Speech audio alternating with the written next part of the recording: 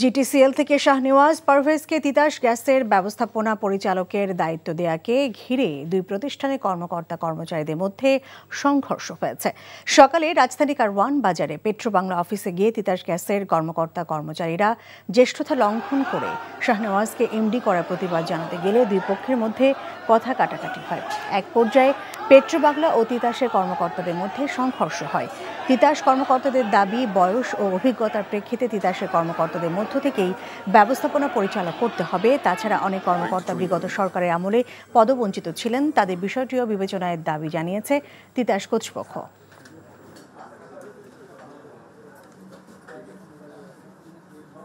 শাহনেওয়াজ পারভেজ দিয়েছে, উনি দিয়েছিলেন এমডি ছিলেন, উনি কিন্তু ওখানেও জুনিয়র, তাকে এই চেয়ারম্যান সাহেব তাকে ওখানে দিচ্ছে, কিন্তু সে কিন্তু সত্যি দায়িত্ব আছে, তার থেকে অনেক বড় বড় জিএম আছে। কিন্তু তিতাস গ্যাসে অনেক কর্মকর্তা, বড় একটা প্রতিষ্ঠান, এখানে যেগুলি আপনার যারা ডিস্ট্রিবিউশন কোম্পানির কাজ করছে তাদের একটা অভিজ্ঞতা থাকে, ওনারা ওখানে লোক দেয়, তারা আমাদের অনেক কাজ বোঝে না, তারা উপর থেকে চাপাইয়া দেয়, পরে এটা ভোগ মানে এর দায়িত্ব আমার নিতে হয়। এই জন্য চাচ্ছি আমরা যে এই আওয়ামী পন্থী ফেসি সরকারের যে বিভু সাহেবের লোক যাতে এখানে না আসে, এটি আমাদের মেনে ছিল এজেন্ডা।